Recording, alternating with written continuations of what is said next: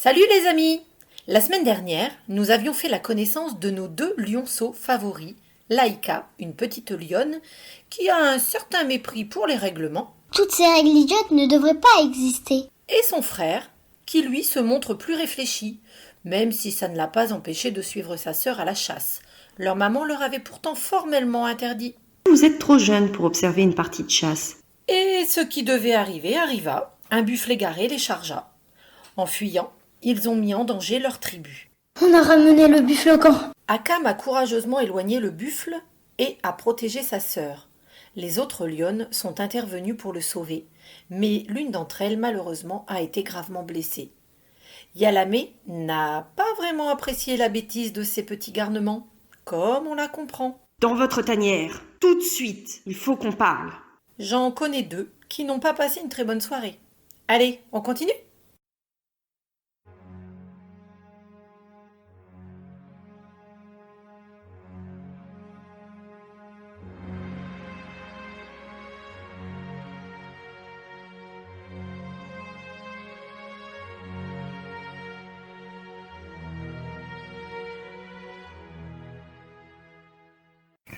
La nuit tombait petit à petit sur le Kenya. Les étoiles commençaient leur longue ascension dans le ciel. L'air frais venait enfin rafraîchir la fourrure des lions que le soleil avait irritée. Akam affectionnait particulièrement le crépuscule pour sa douceur et son calme. Mais c'était de loin l'aurore qu'il préférait. Souvent, il se levait avant que le soleil n'ait étiré paresseusement ses doux rayons. Il partait alors vers l'arbre des frères, un magnifique acacia jaune à la lisière du camp. Il surplombait le fleuve et semblait toiser les esprits aquatiques de ses feuilles d'or. Laïka venait parfois le rejoindre. Ils contemplaient alors tous deux l'émouvante transformation du ciel. Akam y était sensible. Il se disait que la vie était toujours ainsi. Dans les pires moments, alors que tout semble plongé dans l'obscurité, sans même une étoile pour nous guider, le nouveau jour finit toujours par pointer, et avec lui, la lumière, l'espoir. Il ne faut jamais baisser les pattes. L'aurore est toujours là, attendant le bon moment pour surgir. Voilà ce qu'il se disait souvent. La vie n'était que cela, l'alternance de jour, de nuit, de bonheur, de souffrance, d'accalmie et d'épreuve, de joie et de peine. Il promena son regard sur le camp.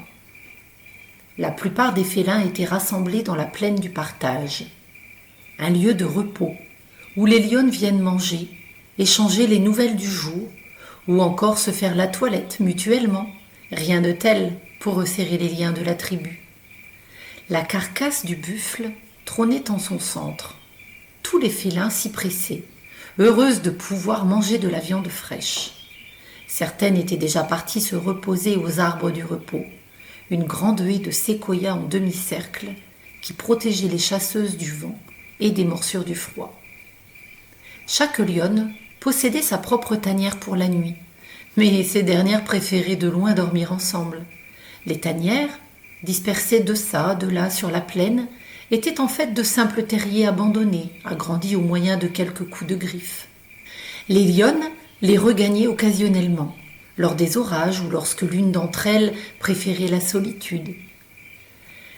Akam aperçut Amaï, qui se dirigeait vers le baobab des guerriers, un arbre gigantesque dont les racines entremêlées laissaient un large passage.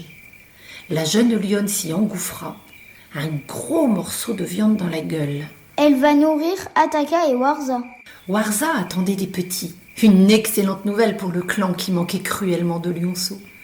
Le baobab des guerriers était l'endroit le plus chaud et le plus sécurisé du camp. Il abritait donc les plus fragiles, tels que les petits, les anciens et les blessés aussi. Les mises bas se faisaient régulièrement en ces lieux, loin des vicissitudes du monde extérieur. Akam se souvenait des premières saisons qu'il avait vécues là-bas avec sa mère et sa sœur. Il passait le plus clair de son temps à contempler le mince morceau de ciel qui s'échappait de la voûte, peuplé de nombreuses racines.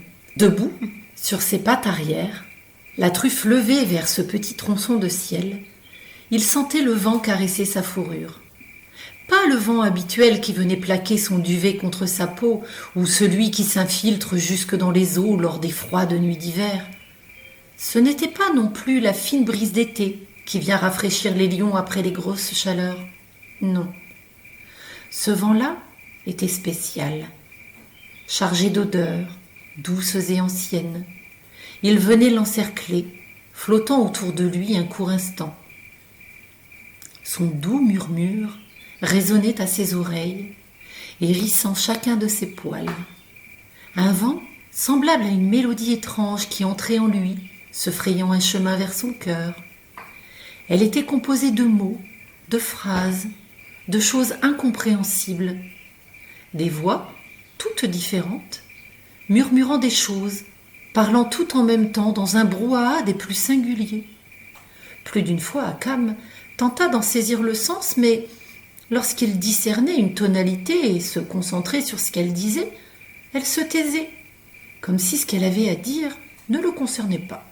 Une, pourtant, se distinguait des autres, une voix douce, comme l'oscillement des feuilles d'arbres sous la caresse de l'automne. Durant son enfance, au baobab des guerriers, la voix ne faisait que chuchoter son nom. Plusieurs fois, il avait tenté d'en parler à Laïka, mais il se rendit vite compte que sa sœur ne voyait pas du tout de quoi il s'agissait. Aussi avait-il renoncé, de peur qu'elle ne le prenne pour un fou. Dès que les lionceaux furent en âge de sortir dehors, les voix cessèrent d'hanter l'esprit du jeune lion. Il y avait tant de choses à voir, à sentir, à découvrir, qu'Akam ne pensait même plus à ce vent mystérieux. Sans doute n'était-ce que des rêveries de lionceaux.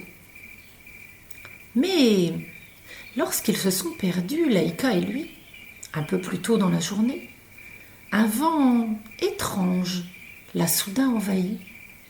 La voix qu'il avait pris à tort pour un rêve s'était de nouveau imposée à lui.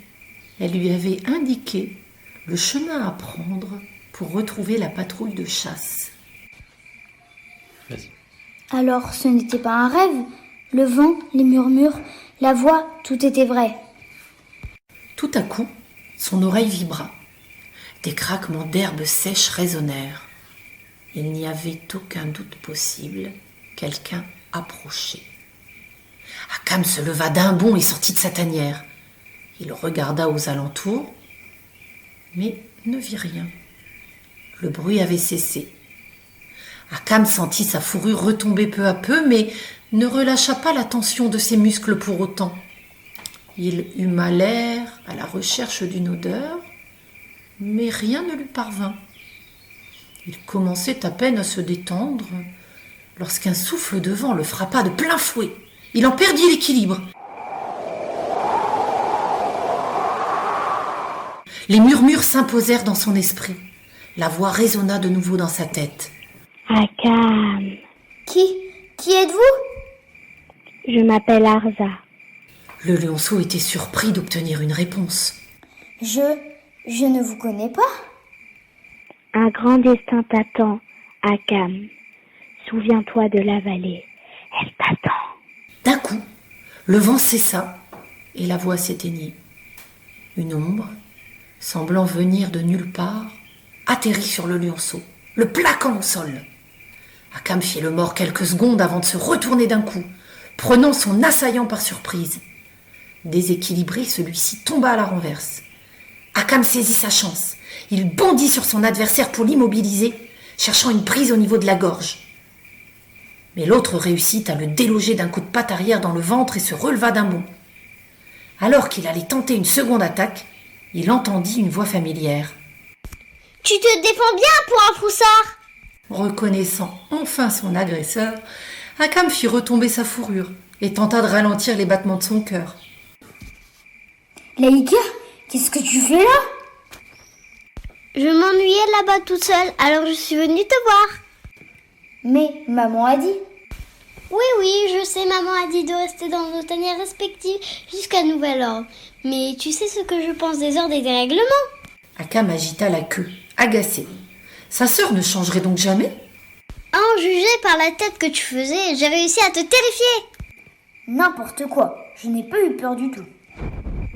Akam se lécha le poitrail pour cacher sa nervosité. Il ne voulait en aucun cas donner raison à sa sœur. Il repensait à ce que la voix de la dénommée Arza lui avait dit. Laïka ?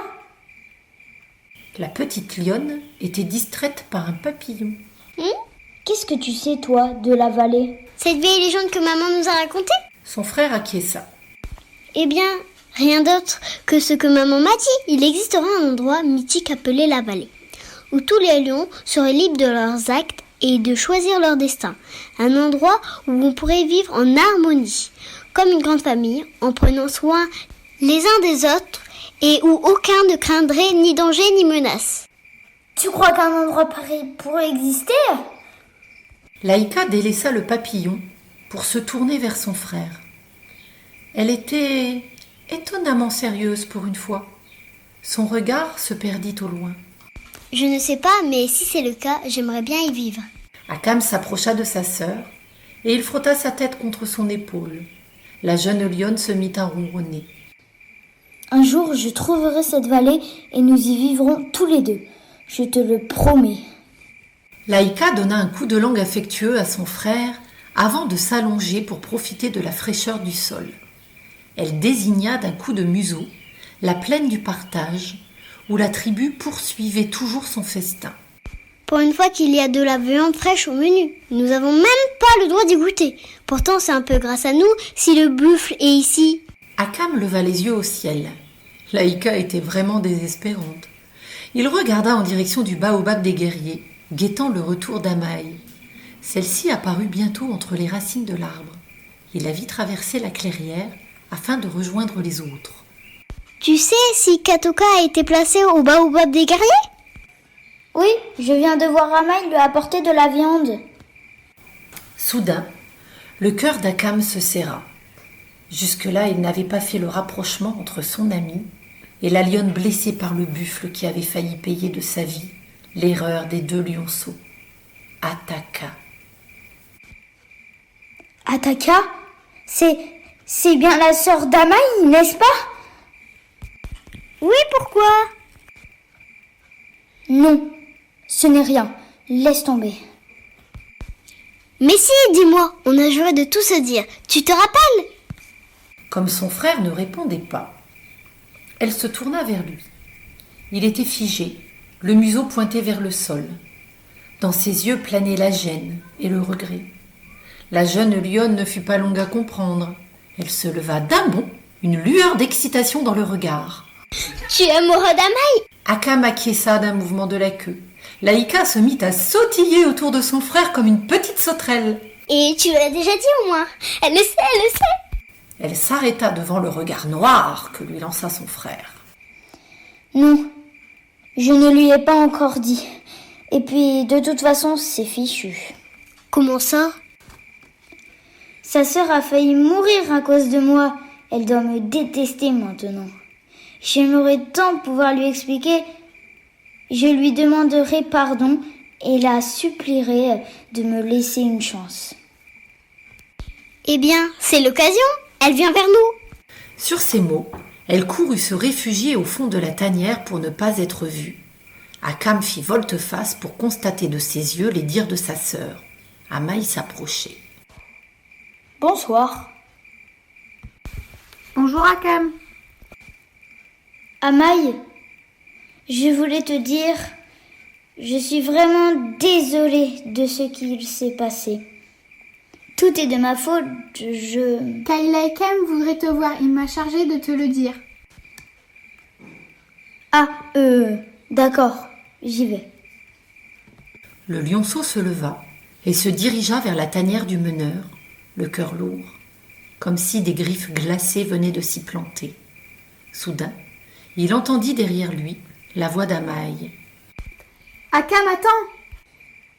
Oui ? Je ne t'en veux pas, tu as été très brave. Tu as mis en danger notre clan, mais tu l'as aussi sauvé. Sans attendre de réponse, elle s'éloigna. Akam sentit une joie immense s'emparer de lui. Il crut que son cœur allait exploser de bonheur. Alors, elle ne m'en veut pas ? Enfin, pas vraiment. Tout espoir n'est pas perdu. Mais sa joie fut de courte durée. À mesure qu'il se rapprochait de la caverne de Kalaïkam, son angoisse grandissait. Que lui voulait le meneur?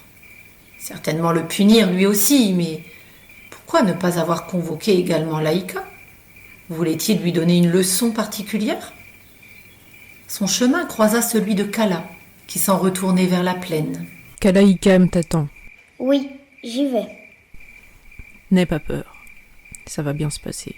Inquiet, Akam pénétra dans l'antre du souverain. C'était la première fois qu'il avait l'occasion d'y aller.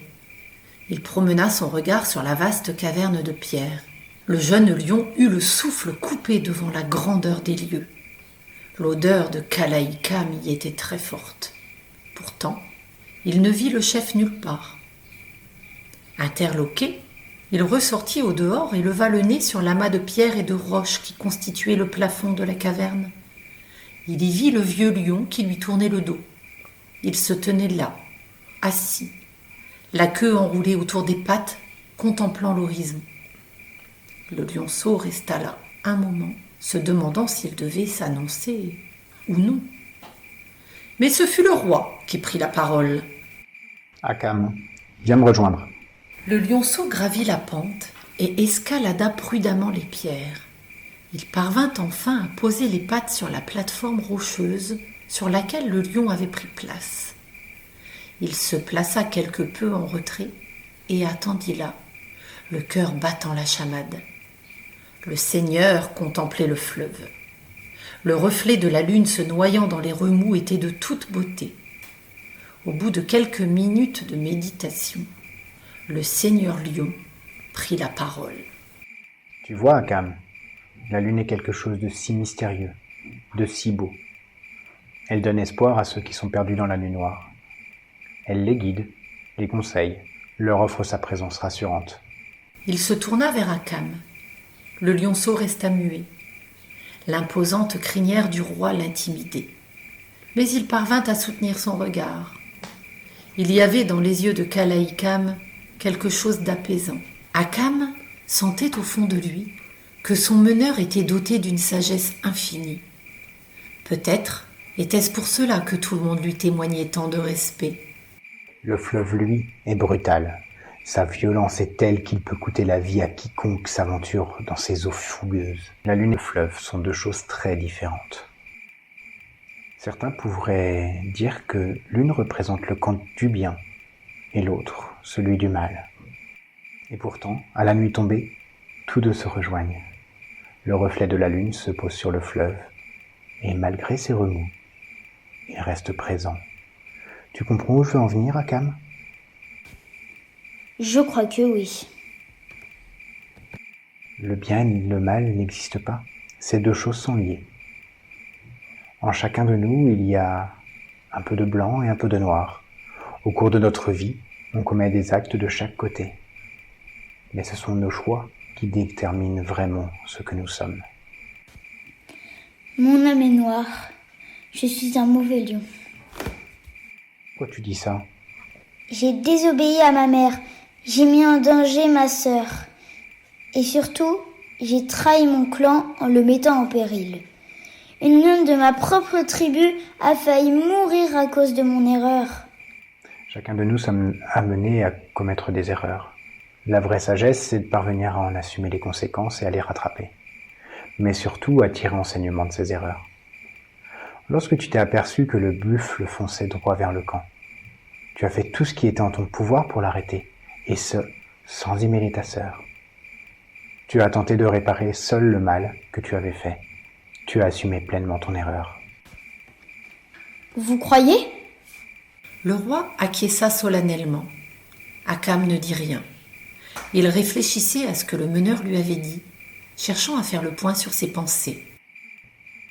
Dans de telles conditions, je ne peux pas te blâmer pour une erreur dont tu aurais essayé de te repentir. Tu as compris par toi-même que ce que tu as fait est mal. Tu as donc tiré par toi-même les enseignements de cette bêtise. La chose qu'il te reste à faire est donc de te pardonner toi-même. Fais la paix avec ton cœur. Tu n'es pas un mauvais lion, Akam. Crois-moi. Kalaïkam posa sur son fils un regard plein d'amour. Akam se sentit tout de suite mieux. La part de culpabilité pesait déjà plus léger sur ses jeunes épaules. Tu peux t'en aller. Sur ces paroles, le monarque sauta de rocher en rocher pour regagner la terre ferme. Akam suivait des yeux ses mouvements gracieux, admiratif de sa souplesse et de sa force. Un jour, je serai comme lui, un lion bon et sage, un grand souverain. Avant de regagner sa tanière, Kalaïkam leva les yeux vers le lionceau qui était resté là, à l'observer. Akam, dorénavant, j'aimerais que tu viennes me voir chaque soir afin que je puisse t'enseigner tout ce que tu dois savoir. Sur ces paroles, le lion s'engouffra dans l'obscurité de son antre. Akam, tout excité, descendit comme un fou, oubliant toute prudence et courut rejoindre sa propre tanière. Il avait hâte d'annoncer cette grande nouvelle à sa sœur. Elle va être tellement impressionnée que Kalaïkam me donne des cours. Mais lorsqu'il arriva, il constata que Laïka n'était plus là. Elle a dû retourner dans sa tanière. Ce qu'il trouva au fond du terrier, à la place d'une jeune lionne, fut un gros morceau de viande de buffle, sans doute chapardé par cette même jeune lionne.